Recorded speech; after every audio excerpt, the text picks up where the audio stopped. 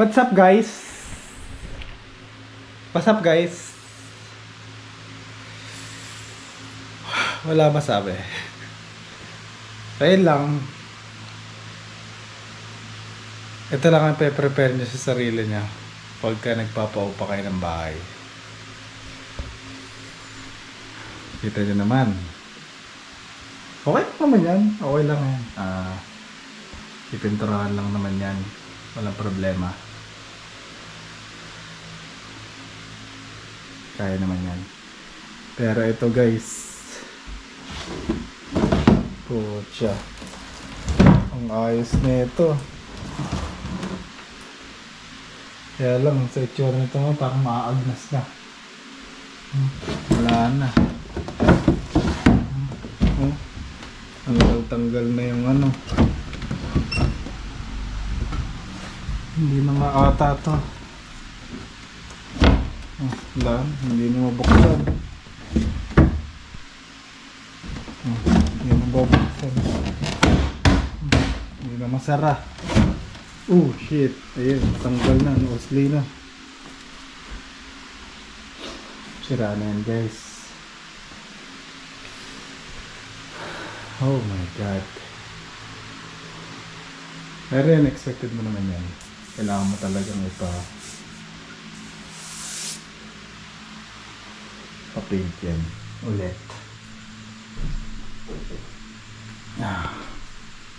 Grabe.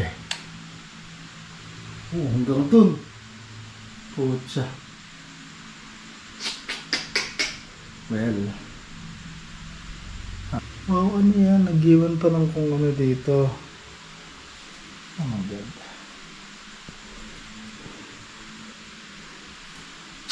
Tama na. Okay. And yung rep. Kamusta yung rep? Oh my god, amoy. Grabe. Pucha, iniwan pang ano guys. So bukas yung bintana. Paano kung may pumasok na ahas dito? Ay, yay. Okay. So yun guys. Magpaparenta kayo ng kwarto, bahay.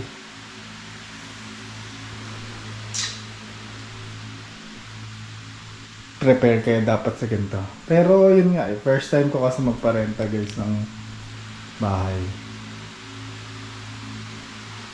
Hindi ko ina-expect na ganito yung mangyayari. Ayun magkakakos pa ng sunog dyan. Ano yan ano ba to? Live wire yan tinip lang din ganyan. Dapat tinip na lang dun sa pinakataas yung pinaka-wiring yan. Okay lang. Oh my god. Ito na guys, moment of truth. CR naman, check natin. So far maayos yung yung knob Uy.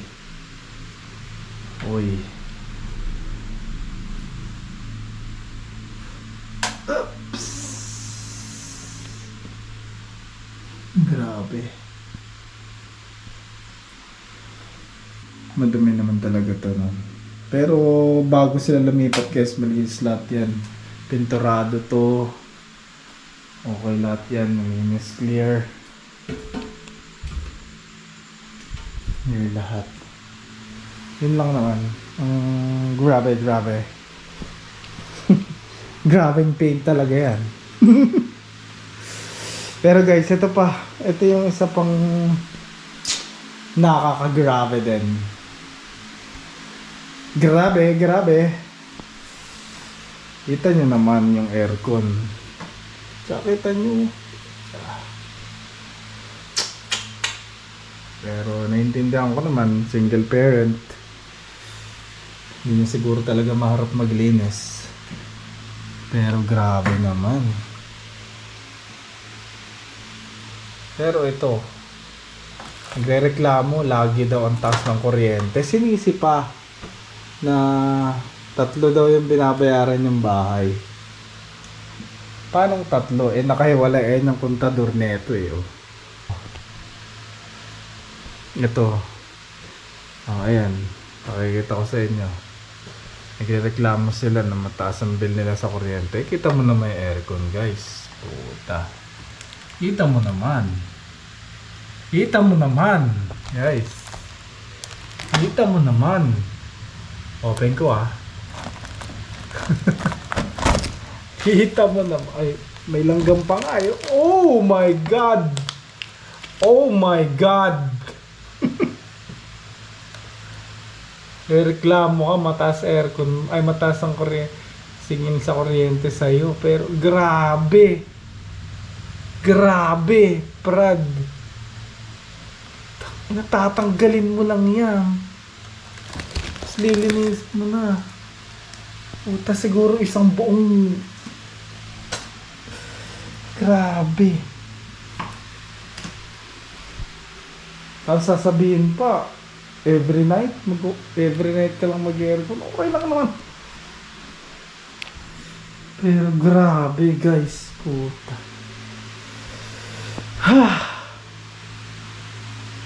Kita nyo naman, pakita ko ulit. Ngayon guys, hindi pa rin nila bayad yung kuryente nila. Past due na sila, 2 buwan. Grabe, nakita mo naman yan. Punyeta. Lupa na ata ito eh. Oh my God. Tangina, kailangan kong ipalinis to guys. Oh my God. Tapos alam nyo ba, nung bago sila pumunta dito, ay bago sila umupa dito, sabi pa, papalinis muna namin aircon.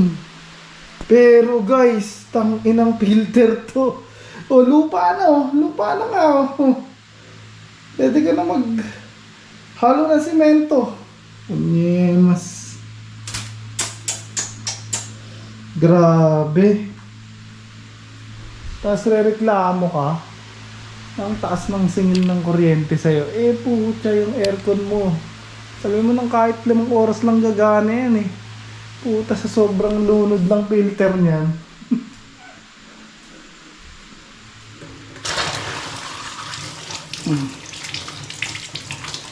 Grabe guys. Gravity.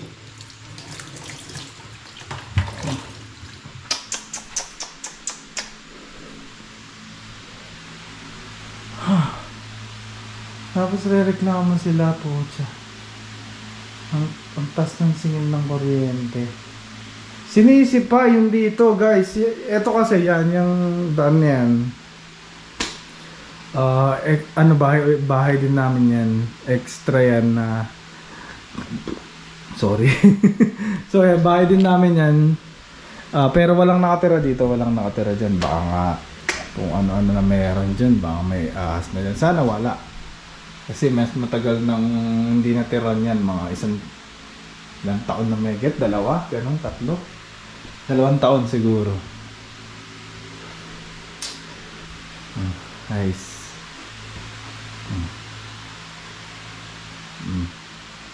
Okay lang naman yan. Okay, crayons lang yan eh.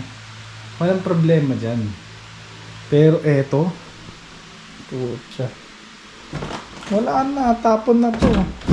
Tapon na yan.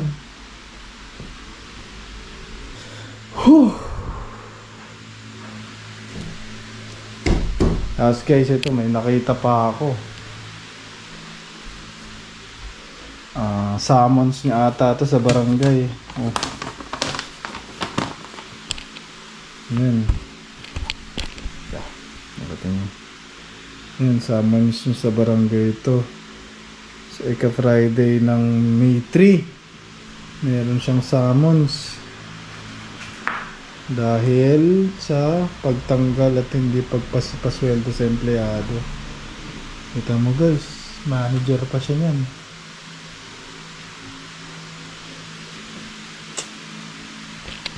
Yun ang kailangan ko pang i-clear dito sa lugar namin. Nangungupahan lang yun. Hindi yun nakatira dito. Baka balikan kami eh. Ay nako.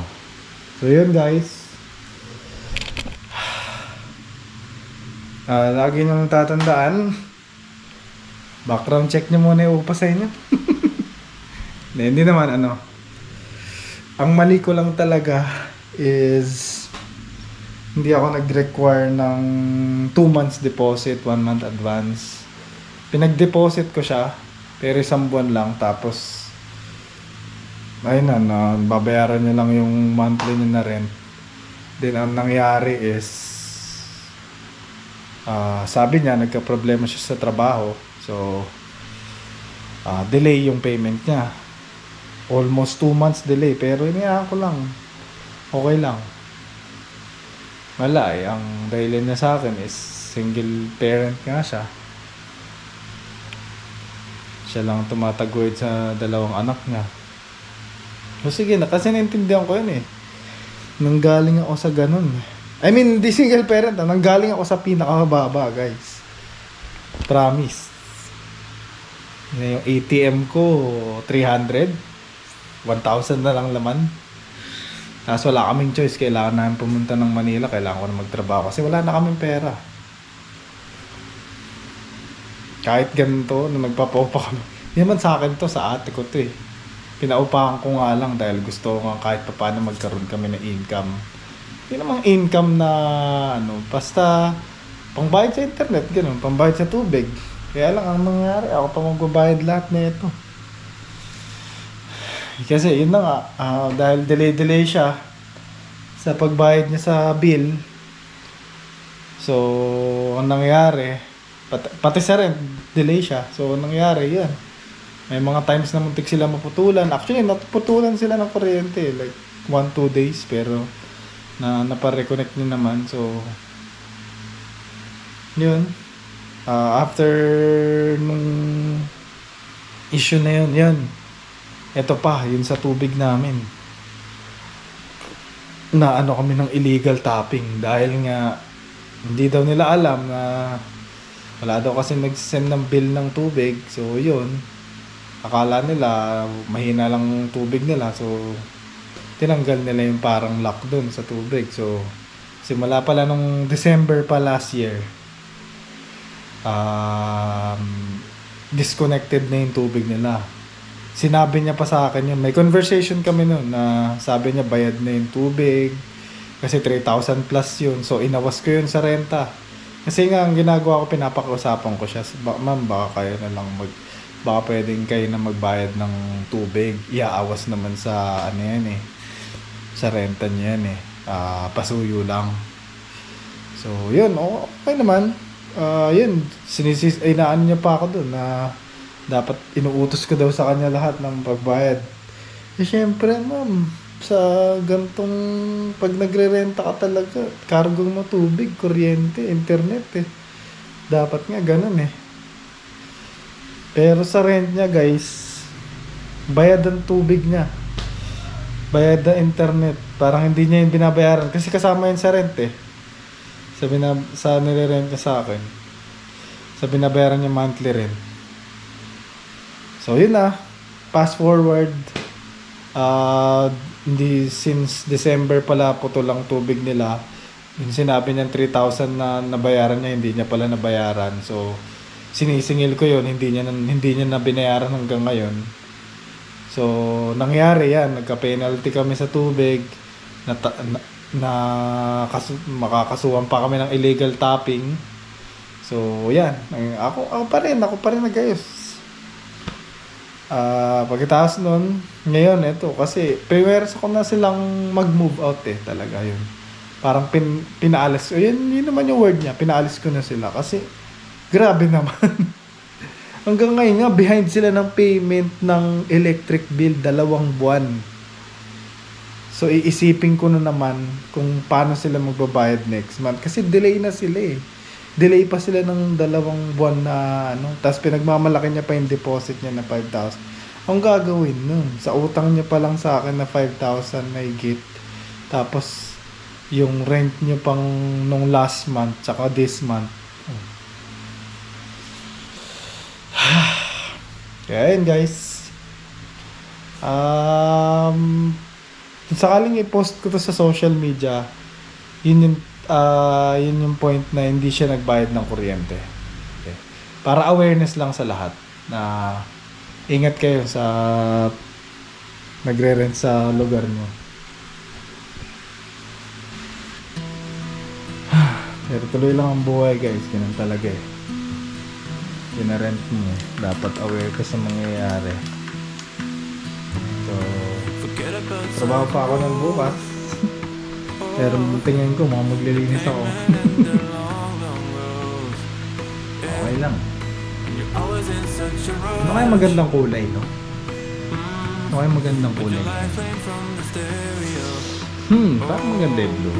Pero parang ang dark. Pwede mo naman tingnan pagka gano'n. So yun guys. Salamat sa lahat ng sumusuporta hanggang ngayon sa Kasi Fam. Makakaasa kayo, magkakaroon na kami ng camping vlog na legit. Yung matagalan. So, yan. Hanggang sa muli guys. Alam.